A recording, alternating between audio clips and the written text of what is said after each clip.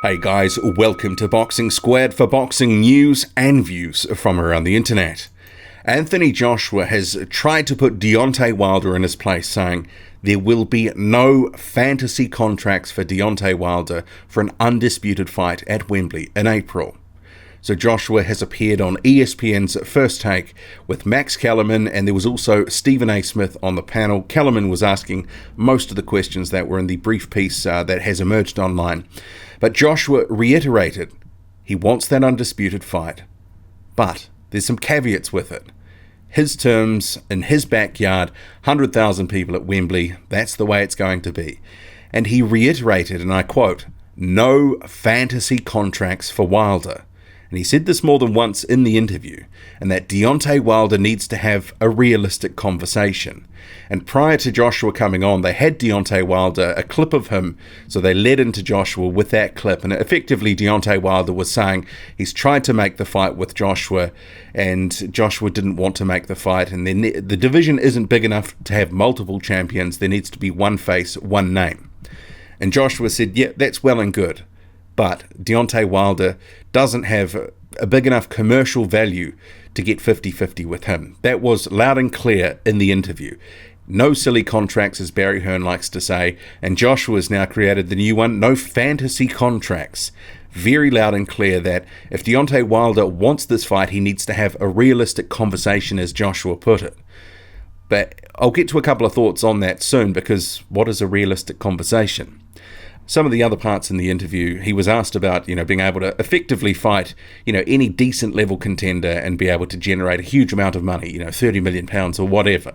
And Joshua said, if you have to draw to be the heavyweight champion, that's not what I'm going for. I'm knocking people out straight up, through and through. Tyson Fury and Deontay Wilder drew. Let's not beat around the bush. That's not how I want to retain my titles. All units 10-3. It now appears as though shots are being fired. All officers use caution. Shots fired on that front. And then he went on to compare his progress in the division to his rivals. And this was very interesting because Anthony Joshua doesn't usually directly sort of confront his rivals in such a public way on this sort of stuff. But he said he was a champion in 16 fights. He's had 7 world title defenses, only been pro for 5 years. And then he mentioned that his rivals who he's talking about have been pro for 10 years. And he's looked at all that he's achieved. And he said, when you're talking about who's who and what we've achieved, when you compare, and that's what I'm saying, I only talk from a place of stacks and facts. I know that I'm the one. And then he went on to say that he is cementing his legacy for the long term. And he did refer to 4 belts in the interview, but, I'm not counting the IBO. I don't think a lot of people are. And there was a curious statement recently that he said, he didn't really know what the lineal was, and that wasn't something that he'd really come across when he was coming up in the division, that he listed that there were 5 world titles. He included the IBO. I find that a little bit curious that, he hadn't heard of the lineal title, which obviously is the man that beat the man, but he, heard of the IBO. That seems a little bit strange to me. But he's got the belt, so of course he's going to be repping for it. But in terms of what he's saying in general here, a couple of thoughts. So certainly he wants the fight. He's made that clear, and Deontay Wilder has said that Joshua and his team, Eddie Hearn, that they're effectively begging him for the fight now, that they're begging Wilder to fight him. But obviously the sticking point, and it's the rub with these sorts of things, it's the money. So no fantasy contracts, as Joshua put it a couple of times in the interview. But what is a reasonable percentage? And we sort of come back and we round back to the same things with this conversation, with this fight. What is a realistic number for Deontay Wilder? He's recently had a pay-per-view. It's expected to max out somewhere around 325,000 buys. We don't know what the UK buys were or the entire international buys, but certainly it's going to be a decent chunk of change. But does it rival some of Anthony Joshua's pulling power, other revenue streams that obviously we're not privy to? Well, it's hard to say because we don't have all the numbers. But certainly the event has helped to establish some of Deontay Wilder's commercial value. But what does that translate to? Is it 30%, 35%, 40%, 50%? And that's not going to happen 50%, because that's in the fantasy realm that Anthony Joshua is talking about. And Barry Hearn has been very clear, there's no 50-50. And Eddie Hearn had tossed out 500,000 buys as a target for Deontay Wilder to get 40%. We know there's an offer in there and that they're trying to talk to representatives from Wilder's side. But yeah, what is an offer? And this is the thing now, because they're not doing it publicly, which obviously was a potential failing from the first time around, that blow-by-blow back between Finkel and Hearn through the media, we have no idea where things are really at. But because it is a bit quieter, it certainly feels like there's potential for some progress, but ultimately the deal gets done on how much money gets offered.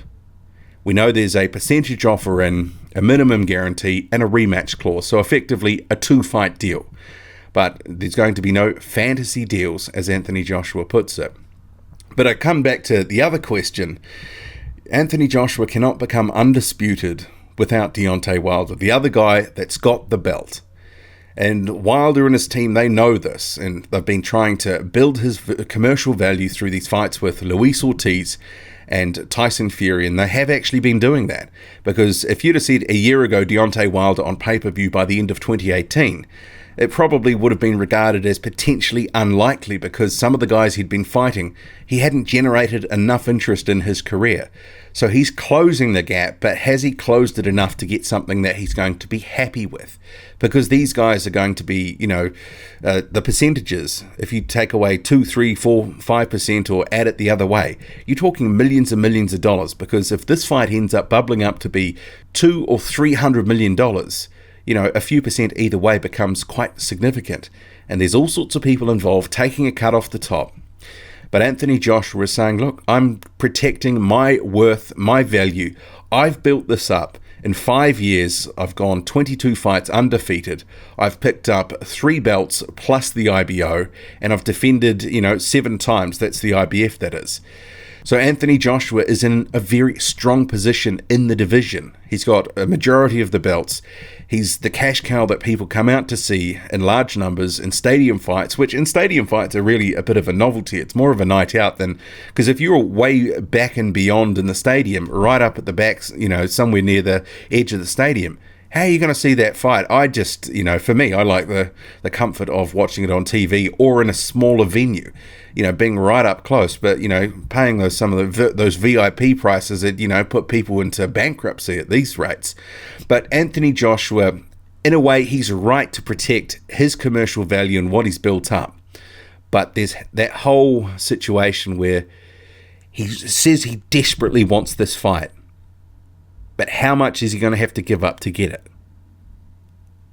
Because Deontay Wilder, if he doesn't like the deal, or whoever holds that belt, say if Wilder and Fury rematch and the undisputed fight is still out there, but say Fury wins and he's got the belt, he could just do the same and say, look, give me 50-50. If you really want the undisputed fight, give me 50-50. And this is the dilemma everyone is in, because they can't just strong-arm these guys into taking the fight.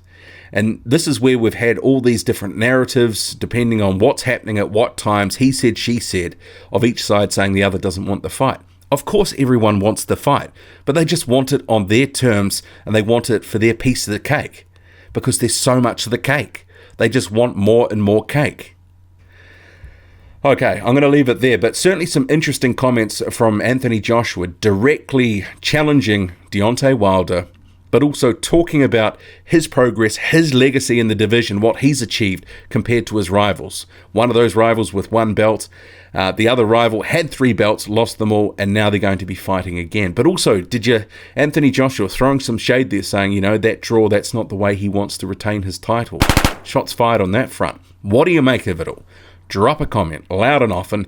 Hit like, hit subscribe, follow me on Twitter, boxing_squared. I'm out.